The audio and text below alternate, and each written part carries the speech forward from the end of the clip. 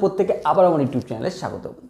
আগের ভিডিওতে আমরা শিখেছি যে কোনো একটি ফাংশনকে যদি পলিনোমিয়ালে রিপ্রেজেন্ট করা যায় তাহলে তার পাওয়ার সিরিজেরকে ইউজ করে আমরা তার কোএফিসিয়েন্ট কিভাবে বের করব সেটি আমাদের টেলর সিরিজ আমাকে বলে দেয় বা ইনফরমেশন দেয়। তো কিভাবে আমরা সেটি হয়েছে বা কিভাবে এর পদ্ধতিটি এসেছে সে বিষয়ে আমরা আগের ভিডিওতে ডিসকাশন করেছি। সেখান থেকে একটা জিনিস আমরা দেখেছি যে যদি কোনো একটি ফাংশনকে আমরা পাওয়ার সিরিজে রিপ্রেজেন্ট করতে পারি এবং তাহলে সেই ফাংশনটি সেটি sin x হতে পারে, e to the power x হতে পারে, যে কোনো ফাংশন সেটি আমরা এইভাবে তার পলিনোমিয়ালকে আমরা রিপ্রেজেন্ট করতে পারি যেটি একটি ইনফাইনাইট দূর পর্যন্ত যাবে। ঠিক আছে, একই রকমভাবে যদি আমরা এই এ পয়েন্টের জন্য, অর্থাৎ এখানে কি ফাংশনের এ পয়েন্টের কথা বলা হচ্ছে, যে কোনো একটি পয়েন্টের ক্ষেত্রে আমরা এই টেলর সিরিজটি ইউজ করতে পারি, কিন্তু নর্মালি ইন জেনারেল আমরা জিরোর ক্ষেত্রে বা সেন্টারে ইউজ করলে আমাদের বেশি সুবিধা হয়। কারণ কি আমরা জিরোর ক্ষেত্রে ম্যাক্সিমামের মান জেনে থাকি, অর্থাৎ sin 0 degree, cos 0 degree, e to the power 0 এদের আমাদের মান খুব ইজিলি আমরা পাই। তো আমরা যদি 0 এর জায়গায় বসাই তো তার ফাংশন ভ্যালু বা ডেরিভেটিভ ভ্যালু বের করা খুব ইজি হয়। সে কারণে আমরা যদি কে 0 হিসাবে কনসিডার করি, অর্থাৎ সেন্টারে যদি সেই ফাংশনটির ভ্যালু আমরা পেয়ে যাই তাহলে ইজিলি এইটিকেই এই ফর্মে আমরা রিপ্রেজেন্ট করতে পারি। অর্থাৎ এই ফাংশনকে আমরা ঠিক f নট 0 মানে এটি হচ্ছে nth ডেরিভেটিভ হিসাবে আমরা রিপ্রেজেন্ট করতে পারি 0 পয়েন্টের এগেনস্টে। তো সেই সিরিজটিকে বলা হয় ম্যাকলোরিয়ান সিরিজ। আমাদের দুটো সিরিজের যে কোনো সিরিজকে আমরা হেল্প করে আমরা আমাদের নিজের সুবিধার্থে আমরা যে কোনো ফাংশনের আমরা তার রিপ্রেজেন্টেড আমরা তার সেই ফাংশনের আমরা পলিনোমিয়াল বা পাওয়ার সিরিজকে আমরা রিপ্রেজেন্ট করতে পারি। এবার কথা হচ্ছে যে আমরা আগের ভিডিওতে ভালোভাবে আমরা গ্রাফের থ্রুতে বা বিভিন্ন ফাংশনের সঙ্গে কম্পেয়ার করে দেখেছি যে হ্যাঁ এটি হয় এবং এদের ভ্যালু সমান হয় এবং এদের গ্যাপও ইন্টারসেক্ট করে যায় পুরোপুরি।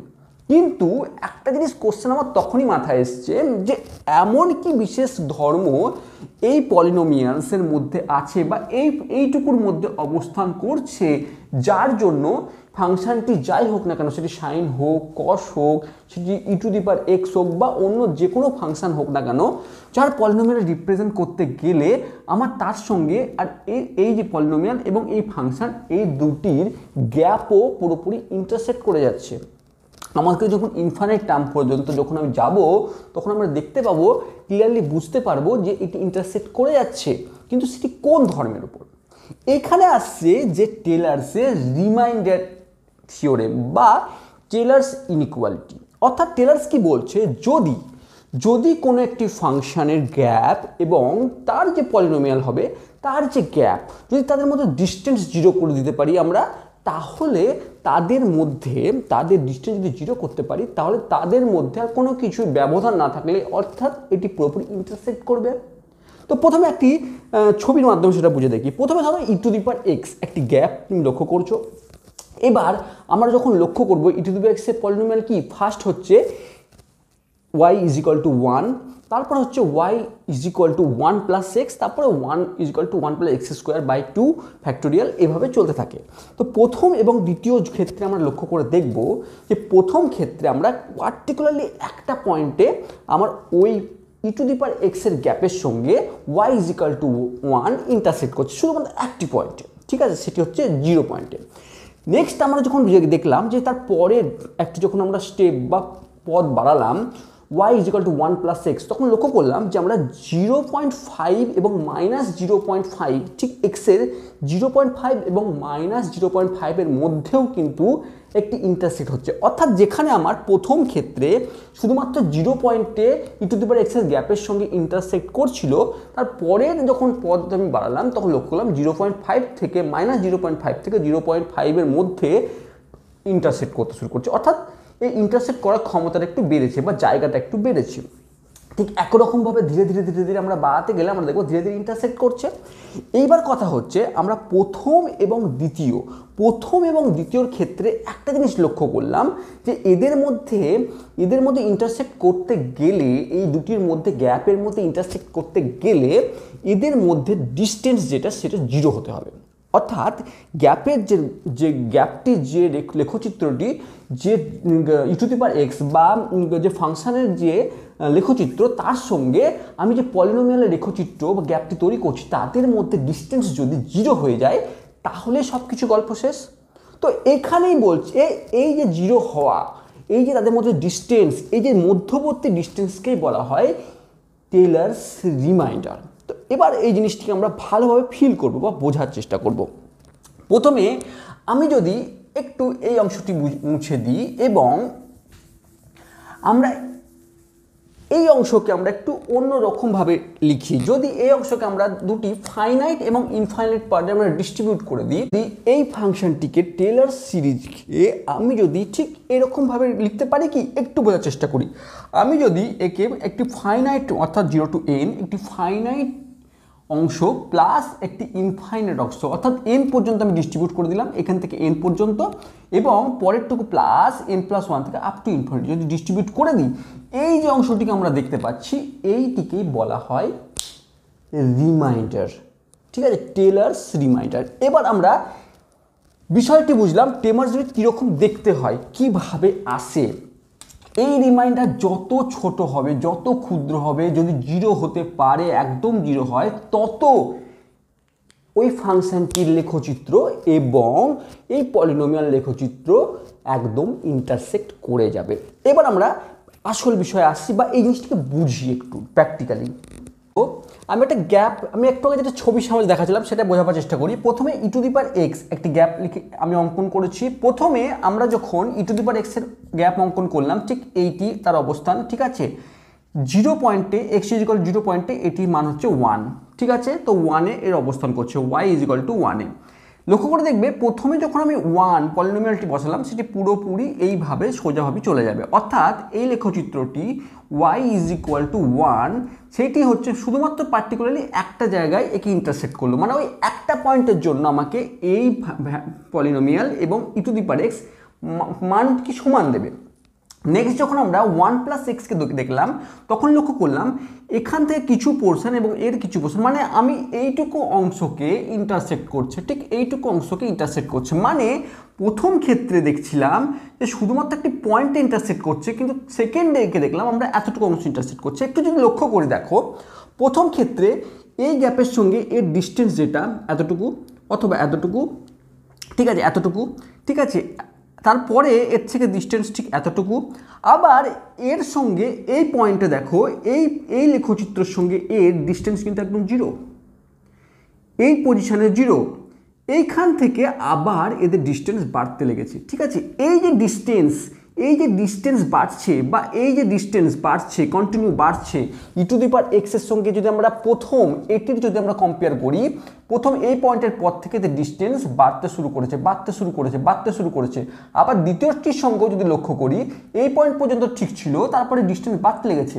আমরা একটা জিনিস লক্ষ্য করছি যে দুটি যদি e⁴x এই যে ফাংশন এবং এই যে পলিনোমিয়াল এদের মধ্যে দুটি ইন্টারসেক্ট তখনই করবে যখন এদের মধ্যবর্তী যে ডিস্টেন্স সেইটি হবে 0। অর্থাৎ আমি বলতে পারি যে যদি একটি ফাংশন f(x) হয় এবং যদি একটি রিমাইন্ডার, যদি একটি f(x) হয় এবং তার যদি পলিনোমিয়াল আমি px লিখছি, আমি যদি পলিনোমিয়াল px হয়, অর্থাৎ যদি e⁴x এটি একটি ফাংশন, তার পলিনোমিয়াল যদি এই px এরকম ধরে নিচ্ছি, তাদের যদি মধ্যবর্তী দূরত্ব অর্থাৎ মড ভ্যালু যদি আমি fx - px, মড কেন দিলাম, অ্যাবসলিউট ভ্যালু কেন দিলাম, কারণ দূরত্ব সবসময় পজিটিভ নাম্বারকে রিপ্রেজেন্ট করে।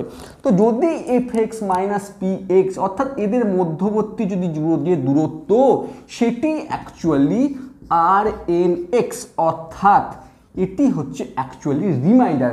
এই রিমাইন্ডারকে আমাকে একটু আগে আমি কি হিসাবে দেখলাম, n = n+1 to infinity f of nx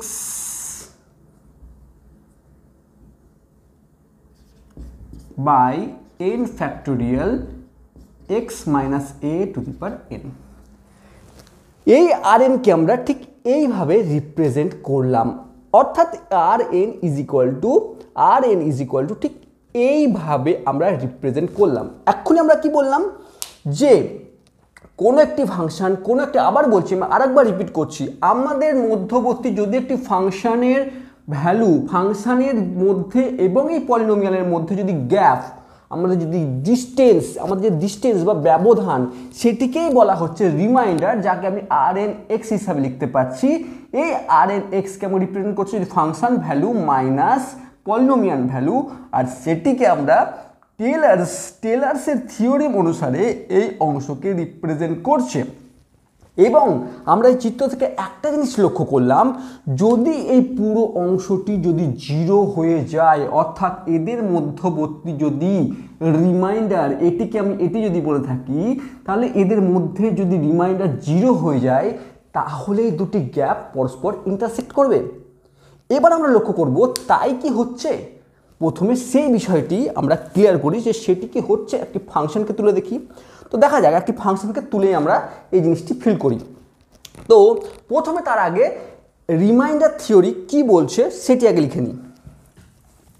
আমাকে কি বলছে যে রিমাইন্ডার থিওরেম, আমি দেখলাম যে রিমাইন্ডার থিওরেম কি বলছে যে এই আমি এম কি ধরলাম, যে এই অংশটি আমি উপরে দেখছিলাম, এটিকে আমি ধরে নিলাম যদি if f n plus one derivative, মানে যদি এন প্লাস ওয়ান তম ডেরিভেটিভ এফ অফ এক্সের n plus one derivative continuous function হয়, এবং f of n plus one derivative x less than equal to m কি, এম যে কোনো একটি নাম্বার যেটি এক্স এবং এর মধ্যে লাই করবে, এ সার্টেন কোনো একটি পয়েন্ট, তার মধ্যে এম একটি নাম্বার।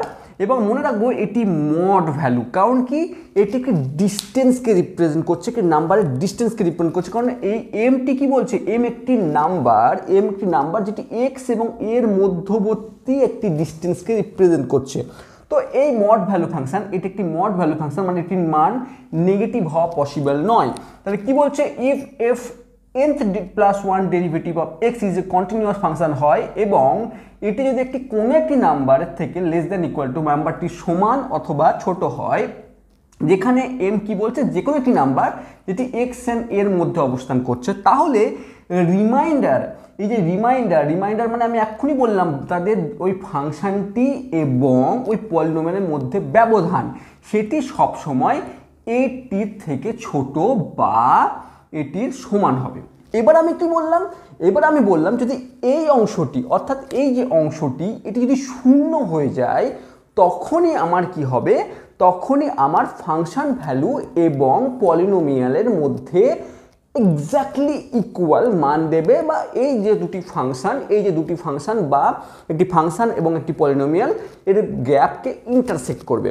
তো একটু লক্ষ্য করি, আমরা যদি সাইনের ক্ষেত্রে বিবেচনা করি, আমরা যদি সাইনকে নিয়েই বিচার করি, সাইন এক্স, এবার সাইন এক্স এর n প্লাস ওয়ান ডেরিভেটিভ, আমরা কি জানি সাইন এক্সের যদি ডেরিভেটিভ আমরা করি বা ডিফারেন্সিয়েট করি, সেটি একবার সাইন এক্স দেবে, অথবা সাইন এক্সকে কস এক্স দেবে, অথবা মাইনাস সাইন এক্স দেবে, মাইনাস কস এক্স দেবে, এইভাবে চলতে থাকবে। সাইন এক্স কস এক্স থেকে minus sine x cos x, এইভাবে চলতে থাকবে, তাই তো? তাহলে আইদার সেটা আমি সাইন এক্স পাবো, কস এক্স পাবো, এর বাইরে কিছু পাবো না, আর সামনে প্লাস মাইনাস কিছু পাবো। তো আমি সাইনে এন প্লাস ওয়ান তম ডেরিভেটিভ, আইদার আমি সাইন পাবো নতুবা আমি কস পাবো। আমি যদি সাইন পাই, সাইন জিরোর দিক যদি আমি বিচার করি, অর্থাৎ এ পয়েন্টের জায়গায় আমি যদি এখানে জিরো কনসিডার করি, তাহলে এটা ম্যাক্লোনিয়াম রিমাইন্ডারে পরিণত হবে, ম্যাক্লোনিয়াম সিরিজে পরিণত হবে। তো জিরো পয়েন্টের সাইড আমি যদি ধরে নিই, কনসিডার করে নিই, সেন্টারটি যদি জিরো ধরে নিই, তাহলে আমরা দেখবো ডেরিভেটিভ যখন করতে যাব, এন প্লাস ওয়ান মানে কি, কোনো একটি জায়গায়, তো আমরা 1 2 3 4 আমরা যদি সাইনের যতই ডেরিভেটিভ করি, আমরা আইদার পাবো সাইন এক্স, অথবা পাবো আমরা কস এক্স, অথবা sine x minus cos x. তো সাইন এ জিরোর যেখানে সাইন আসবে সেখানে জিরো তো জিরো ভ্যালু হয়ে যাবে, আর যেখানে কস আসবে সেখানে আইদার প্লাস ওয়ান হবে অথবা মাইনাস ওয়ান হবে। অর্থাৎ আমি যদি এইটি কনসিডার করি, F n plus one sine এক্সের ক্ষেত্রে F nth plus one derivative এক্সের, যেখানে এক্স জিরো, সেখানে আইদার এটি এর মান আইদার ওয়ান মাইনাস ওয়ান হবে অথবা প্লাস ওয়ান হবে। ভালো করে বোঝাতে পারলাম? ভালো করে দেখো, যদি আমি সাইন এক্সকে একটি ফাংশন এফ এক্স ধরে নিই, এফ অফ এক্স ধরে নিলাম, এর যদি ফার্স্ট ডেরিভেটিভ করি কস এক্স, ডবল ডেরিভেটিভ করলে মাইনাস সাইন এক্স, এভাবে চলতে থাকবে। আইদার এটি সাইন এক্সই হবে অথবা এটি কস এক্স হবে। আমি জিরোর যদি 0 পয়েন্টের জন্য এক্স ইজ ইকুয়াল টু 0-র জন্য আমি যদি কনসিডার করি, সাইন যেখানে যেখানে থাকবে সেটি 0 ভ্যালু দেবে, কস যেখানে যেখানে থাকবে সেখানে 1 ভ্যালু দেবে। কিন্তু কসের আগে একটা মাইনাস লেগে থাকার জন্য থেকে যাওয়ার জন্য আইদার সেটি 1 দেবে অথবা -1 দেবে। তো অর্থাৎ আমি n+1 ক্ষেত্রে আমি আইদার সাইন পাবো অথবা কস পাবো। সাইনের ক্ষেত্রে 0 হয়ে যাবে, কস যেখানে যেখানে থাকবে সেখানে -1 অথবা +1 হবে। অর্থাৎ এই যে m এর মান সেটি -1 এবং 1 এর মধ্যেই লাই করবে। m এর মানটি -1 এবং +1 এর মধ্যেই লাই করবে। এখন যেহেতু আমাকে বলে দিয়েছে fn+1 এটি একটি মড ভ্যালু ফাংশন, তো অবভিয়াসলি মাইনাস ভ্যালুকে আমরা কনসিডার করব না। অর্থাৎ আমি এই m এর মান আমি ধরে নিতে পারি 0 থেকে 1 এর মধ্যে লাই করবে, 0 থেকে 1 এর মধ্যে লাই করবে। এবার যদি 0 থেকে 1 এর মধ্যে লাই করে তাহলে আমি যে 1 যদিকে কনসিডার করি, 0 থেকে 1 এর মধ্যে লাইন করার অর্থ হচ্ছে আমি 0 নিতে পারি, আমি 1 নিতে পারি, 1/2 নিতে পারি। আমরা সবসময় আবার ডান দিকের যে মানটি সেটিকেই নিয়ে চলবো আমাদের সুবিধার্থে। তো আমরা 1 যদি কনসিডার করি এবং আমরা যদি 1 এখানে বসাই তাহলে কি হচ্ছে ব্যাপারটা আমরা লক্ষ্য করি। আমরা যদি এখানে নেক্সট লাইনে Rn(x) 1/n+1, 0 পয়েন্টের জন্য এটি x হয়ে যাবে, x⁴n+1 আমরা 0-র ক্ষেত্রে করছি এখন। এইবার আমি যদি উভয় পক্ষের লিমিট n টেন্ডস টু ∞ করে দিই তাহলে এখানে কি এসে যাবে, আমরা এদিকেও n⁻∞ যদি করি তাহলে ∞+1 ডেরিভেটিভ ঠিক এরকম একটি পজিশনে আসবে।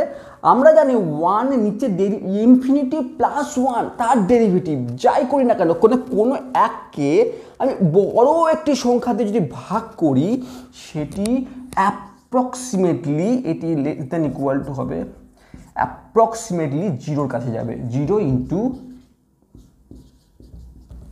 অর্থাৎ এই অংশটি আমি পুরোপুরি আমি এটা বলতে পারি যখন লিমিট n টেন্ডস টু ∞, তখন এর যে রিমাইন্ডার সেটি 0 হয়ে যাবে যখন n টেন্ডস টু ∞। কিন্তু আমরা কোনো একটি ফাইনাইট নাম্বারের জন্য সেটি বলতে পারবো না, কিন্তু যখন আমরা ইনফাইনাইট ধরে নেব তার জন্য এটি 0-তে পরিবর্তন হবে বা 0-র খুবই কাছে অবস্থান করবে বা 0 প্রায় 0 হয়ে যাবে। অর্থাৎ ফাংশন দুটির মধ্যে ব্যবধান একদম 0 হয়ে যাবে। প্রথমে আবার যদি এই জিনিসটাকে আরেকবার রিক্যাপ করি তাহলে ভালো করে বোঝার চেষ্টা করো। প্রথমে আমরা কি দেখলাম যে কোনো একটি ফাংশনকে কোনো একটি পলিনোমিয়াল আমরা রিপ্রেজেন্ট করতে পারি আর তার জন্য আমরা টেলর সিরিজ ইউজ করি। এবার এই টেলর সিরিজ ইউজ করতে গিয়ে একটা জিনিস মাথায় আমাদের সবসময় নাড়া দিয়ে উঠলো যে কেন একটি পলিনোমিয়াল এবং একটি ফাংশনের মধ্যবর্তী যে ডিস্টেন্স সেটি কিভাবে 0 হয়ে যায় বা কেন কি কারণে এই দুটি ফাংশনে পরস্পর ইন্টারসেক্ট করে যাচ্ছে। তার জন্য দেখলাম যে তাদের মধ্যে যদি ব্যবধান আমরা 0 করে দিতে পারি তাহলে সেটি পসিবল হয়। আর এই 0 করার জন্য আমাদের যে কোএফিসিয়েন্টের একটি ধর্ম আমরা লক্ষ্য করলাম যে এই ধর্মটি যদি পালন করে সেই ধর্মকে বলা হয় টেলর্স ইনইকুয়ালিটি বা টেলর্স রিমাইন্ডার থিওরেম। তা যদি ধর্ম পালন করে তাহলে লক্ষ্য করলাম সেটি সবসময় এই যে কোএফিসিয়েন্টটি সেটি এই রিমাইন্ডারটি সবসময় 0 হয়ে যাচ্ছে। আমরা যদি e⁻x এর ক্ষেত্রেও লক্ষ্য করি তাহলে e⁻x এর n+1 ডেরিভেটিভ আমরা জানি যাই করি না কেন e⁻x এর তো e⁻xই হবে, 0-তে আমার e⁻0 মানে 1, অর্থাৎ আমরা আবার এখানে 1 চলে আসবে। আমরা আপ টু ইনফিনিটি যদি নিয়ে নিই আমরা n∞ যদি করি আমরা 0 আসবে। অর্থাৎ যেসব ক্ষেত্রে আমরা যেসব ফাংশনের আমরা পাওয়ার সিরিজের আকারে আমরা রিপ্রেজেন্ট করতে পারি কোনো ফাংশনকে সেসব ক্ষেত্রে আমরা এই প্রত্যেকটাই ক্ষেত্রে আমরা এইভাবে রিমাইন্ডারটা 0 হয়ে যায় বলেই এটি পসিবল হয়। যদি ভালো লেগে থাকে অবশ্যই ভিডিওটি শেয়ার করো, আর যদি তোমাকে কিছু বোঝাতে পেরে থাকি অবশ্যই কমেন্টসে লেখো। তোমার কমেন্টস করলে আমি নিজে বুঝতে পারবো যে আমি কতটা বোঝাতে পেরেছি বা আমার বোঝানোর কোনো ত্রুটি আছে কিনা। Thank you for watching.